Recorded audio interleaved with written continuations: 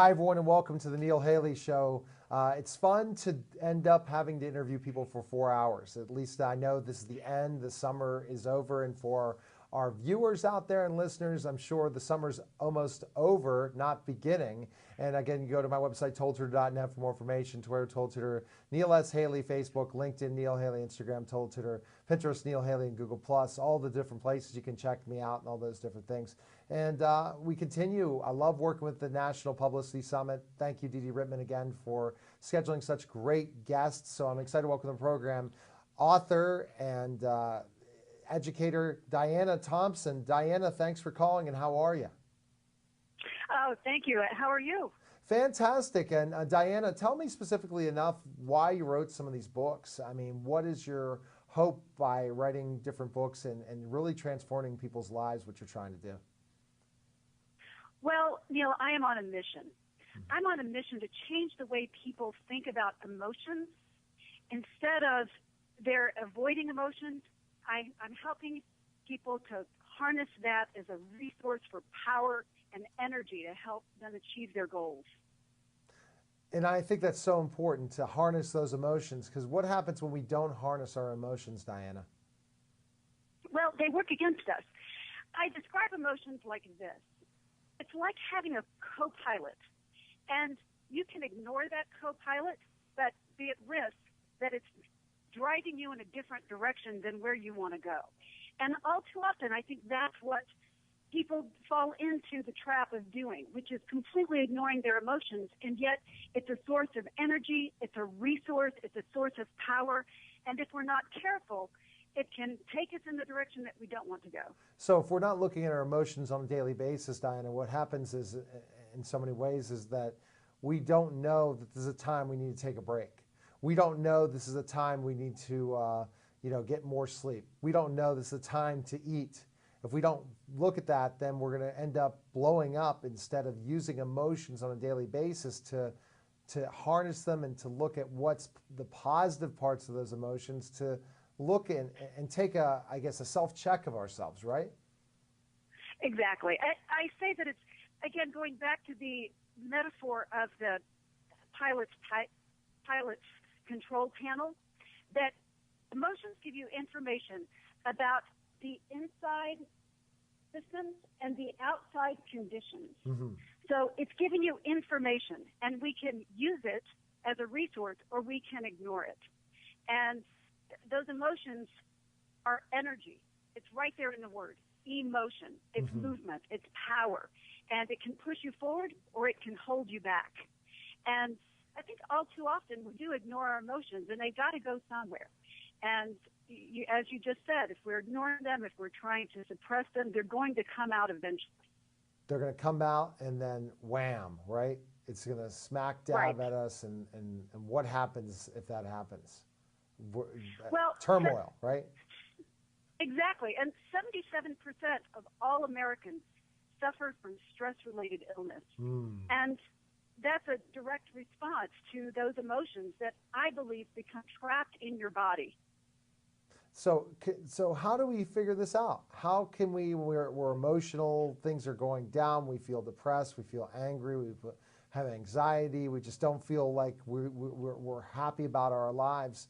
Can we change that? Do we need to teach kids early these strategies so that in adulthood it sometimes might be too late? If you said 77% are dealing with this at some time? Absolutely. Mm-hmm. Absolutely. In fact, I specialize in working with children because I recognized a long time ago that if we're going to really make a difference, we have to start training this emotional intelligence system younger and younger. Yes. And the first thing that we have to do is to just make emotions part of our everyday conversation. You know, I love to say that emotions can bring people together or they can push them apart. Definitely. And when you just bring up emotions in an everyday conversation, you'll see very often people will run in the other direction because just talking about emotions is so uncomfortable. So the first thing we have to do is just talk about our emotions, and it doesn't have to be in a therapeutic kind of experience. Just talking about how you felt during the day, what happened to your body, how you experience emotions from other people, and then how you navigate through them. Because it's a subconscious experience that we have, and we need to make it a conscious experience so we can have more control over it. The subconscious experience. And so having conversations with your kids at an early age, dialogue, not how was your day, more tell me about what's going on with you, and listening is going to be a great strategy for a parent. Right. And really tuning into the little clues that children will give you about how they're feeling, and then pushing them to put words to the emotions. So, for example, a child says, I'm sad. Well, sad is something that you just have to ride through. I'm feeling lonely. Well, that's something you can do something about. Yes. So the more we push children to identify what their emotions are specifically, the more we can help use those emotions as a resource for information, because that's all they are.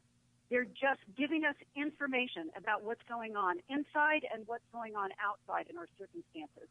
So the more we can capture that as a resource, the more we can leverage it. So we're learning to identify these emotions by the conversation. So give us an example of what you would do if you're talking to somebody, let's say, 4th or 5th grade, because they're not teenagers yet where they're ready to shut down. They're really willing to share what's going on with them, but this is where you can kind of pinpoint where things could be going later on if we don't have those conversations. That's right. No, this is a pretty common statistic. A lot of people know this, but it's shocking to me every time I think about it. Suicide is the 3rd leading cause of death for young people ages 10 to 24. And so often we hear stories of a child committing suicide and the people around them going, we didn't see it coming. No, well, there were clues that were there. And when we're paying attention to them, then we can do something about it. You know, one of the techniques I like to use with young people is texting and emojis, because that's how young people are communicating now. So as parents, we can use that as a resource as well. So, you know, when a child is having a hard time opening up, start texting, send emojis, say, you know, this is how I'm feeling, how are you feeling? And a lot of times, young people will say things in text they would never say to your face. And even with younger children, very, very young children, say 5, 6 years old, who don't quite have the vocabulary or the conversational skills to really talk about their emotions, you can have them draw how they feel and then start the conversation. I've done that with older students as well, teenagers. If they don't have the words to describe their emotions, great, let's sit down and draw it. So true, and that's such an important part of it. And if we're not able to identify that, if we're not able to look at that, and so what ones are red flags? If you're talking about suicide from 10 to 24, which ones are red flags that, you know, this is a lot more than just I'm upset because I couldn't watch television, or I'm upset because I didn't make the team? When's those flags come up to say, okay, we need to have them see some sort of professional? I think it's not necessarily one emotion, it's the pattern of emotions. Okay. We have to be aware of if our children lack the resilience to overcome the everyday upsets. Yes. And when they have a hard time overcoming those little challenges, that's when it's a red flag that we really need to take this problem head on, and to recognize that sometimes emotional management becomes the problem. Yes. That it seems like there are other circumstances that are the problem, but if we don't deal with it, then the emotions become the problem. So it's really looking at the patterns over a period of time, and maybe not just one thing. What percentage of time? Because you know that especially certain people are more emotional than others. What percentage of the time saying, oh my gosh, these patterns are crazy and they're all the time? When should we start to say, uh-oh, there's something going on? I don't know that I can pinpoint that exactly, but if you're in conversation with your child, then you'll start getting clues as to whether or not you can even come up with creative strategies to navigate the emotions. If you are trying to navigate them and you can't kind of help your child find the tools to recover from these little disappointments, then go get help, because it might just mean that you need more creative resources than you have at your disposal. And one of the challenges is that there's such a stigma around getting and receiving this help in the emotional arena, because it seems like there's something wrong with you. And we really have to change the perception around that, because, you know, everyone needs support at some point. And once we remove the stigma around emotions, then we can remove the stigma of getting support around it. Something wrong with you. Such a great point. And it's not. There's nothing wrong with them. It's just basically they need to have someone to talk to, come up with strategies so that they feel, hey, like, I'm better than this. I have to understand this. I can overcome these things. And talking to another person sometimes is a great thing. But talking to your kids, so key, Diana. Where's the best place we can find information on you and learn more about you, Diana? Where can we go? You can go to www.heroesleaderschampions.org. All right. Well, great talking to you. Best of luck to you, and we'll talk soon, okay? All right. Thank you so much. Take care. Okay. Bye-bye. All right. You're watching The Neil Haley Show. When we get back, another exciting guest. We'll be back in just a moment.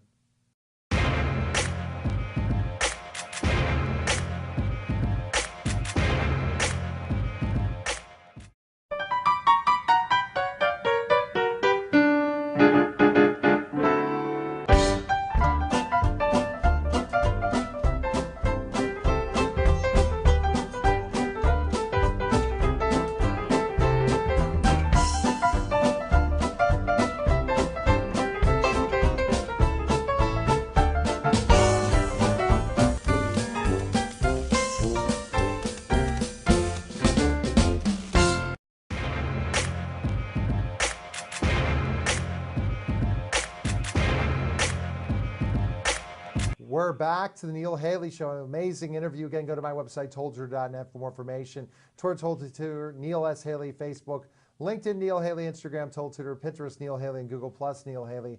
And this is a celebrity segment, and I'm so excited to welcome to the program Joan Benedict Steiger. Joan, thanks for calling, and how are you? And it's been a long time no chat. How are things going?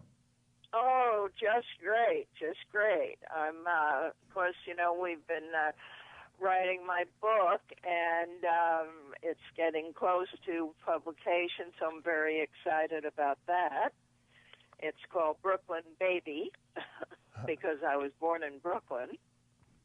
And my co-writer has also written a film and is producing it, and I expect to be doing a really nice role in that. Oh, wow. So two different types of projects. First, the book, we talked about that a couple of years ago, but you're really putting it together. It's a lot of work, and the stories from Candid Camera to your relationship with Rod and all the different other opportunities you had acting. It's quite an interesting story of whose paths you've crossed in your career in acting, for sure, right? Oh, gosh. Well, that's the fun of being an actor, is that it's always exciting because you're always meeting new people and meeting actors that you come in contact with maybe sooner than later, and on different projects. It's a very exciting world. So sometimes when people say, "Oh, are you retiring?" I say, "Retiring from fun." Well, that's so true, and retiring from fun and continuing to do all these different things, and your experiences for our listeners out there to kind of define, and viewers, your late husband, Rod. Tell me specifically, because again, we forget about these things. We forget about the great movie stars and his experience. So tell us a little bit about Rod. Well, the thing is that it's hard to believe that he passed away in 2003. That's 12 years ago. And I'm thinking, oh, my God, I just can't believe it. And the sad thing is that fewer and fewer people remember him. So if you're younger than 30 years old, they don't even know who he is. And it's just unbelievable because he's really an icon. And Rod was fabulous. Of course, we met when I first started acting in New York. So I was doing a show with him. And at that time, he was appearing on Broadway, and I'm trying to think the name of the play now. It'll come to me. And so he asked me to come see the show, and as we were crossing Broadway, I looked up, and there on the big marquee was Rod Steiger starring in Al Capone. So I said to him, "Oh my gosh, what does it feel like starring in a movie and starring in a film at the same time?" And he said, "Oh, great, kid." So, of course, Rod, a lot of people don't know that he was a wonderful poet and had been writing poetry since he was a child. So every time we were out, he would read me a beautiful poem. And naturally, when we got together years later here in Hollywood and were married, he wrote me a beautiful poem on our wedding day. So, and by the way, the play at the time was Rashomon that he was starring in on Broadway. Yeah, definitely, and something that when I think about specifically enough the whole situation with his career and everything, how much did you learn from acting from him? Especially, I know being married to him and having that time, did he give you some good pointers in acting at times? Well, the thing is that I studied with Stella Adler, and I had all my great teachers were and similar modes of acting. But no, the strange thing is he was a fan of mine. He came to see me in a play because I've done over 30 plays, stage plays. So when we were going together, he came to see me in a play, and after that, every time a movie script would come to the house, or he'd say, "Have you picked out your part yet?" No, he thought that I was like it. I was so, I was mesmerized and amazed, and when I acted with him, it was just so easy. What films did you act with him in? Tell us. Well, I did 2 films with him that were made for television. One was, I have to always go check my walls. That's okay. Month of Sundays, and the other one was, they've changed the title, and so it's always confusing to me. It was a mystery with several other actors. I can't think of names of stuff. You can't believe this. I'm in my hallway looking at all my pictures on the wall. Oh, you should tell us some of the pictures in the hallway you're looking at. Tell me some of the pictures with Rod and you and Well, here's the first one is a big poster of Waterloo that he starred in as Napoleon. Oh, wow. Yeah, with Christopher Plummer. And Orson Welles. Oh, my. Yeah. And directed by Sergei Bondarchuk. Rod always talked about him. And then, of course, Dr. Zhivago. That's my favorite movie. Oh, Dr. Zhivago, yes. Rod was fabulous in that, and he should have been nominated for an award. He was very proud of that because he was the only American actor in it. They were all English. Omar Sharif and Julie Christie, Geraldine Chaplin, Alec Guinness, Tom Courtney, Ralph Richardson. Yeah.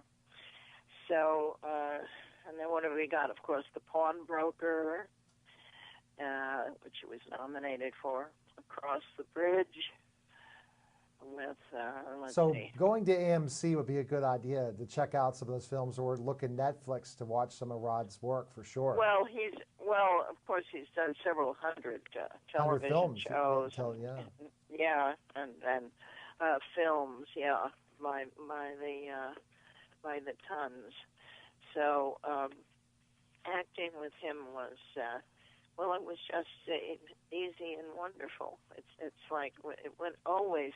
When you're playing with somebody that's that you look up to and you feel is better than you. It's like playing tennis, you know, come up to that. But I just felt it was easy because it was wonderful. And if you're a good actor, what you do is listen and react. So who couldn't react to Rod Steiger? Oh, I know, for sure. And what would you say, you talked about, remember one of our interviews about candid camera. What about other experiences? What film would you call the, hey, this was the one I remember the most, or TV show that you did that you would say, hey, this was a tremendous memory for yourself? Well, you see, I'm such a stage actor that to me, I have one of the plays, the stage plays that I starred in that I'm so proud of was Leona. Leona, okay. Leona Helmsley, my one-woman show here in Hollywood at the Matrix Theater. And I worked on that for 6 months.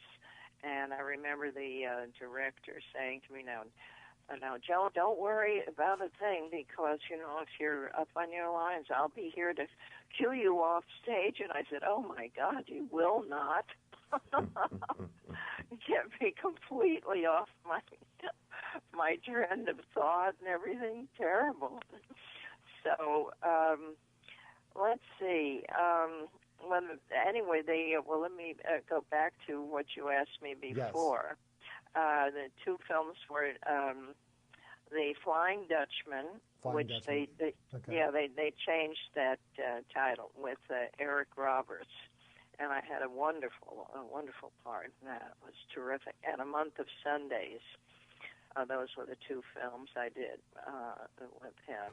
And of course, and then I did The Prize Fighter with Tim Conway and Don Knotts, which was that was written by my first husband, John Myers. What was your role in The Prize Fighter? Who'd you play? Oh, I was like a Miss Kitty. Miss Kitty type role, owner of the bar and restaurant type thing, Last time we talked, I was so amazed at all the different projects you were still doing and the acting you were still doing, even when you said you were retired.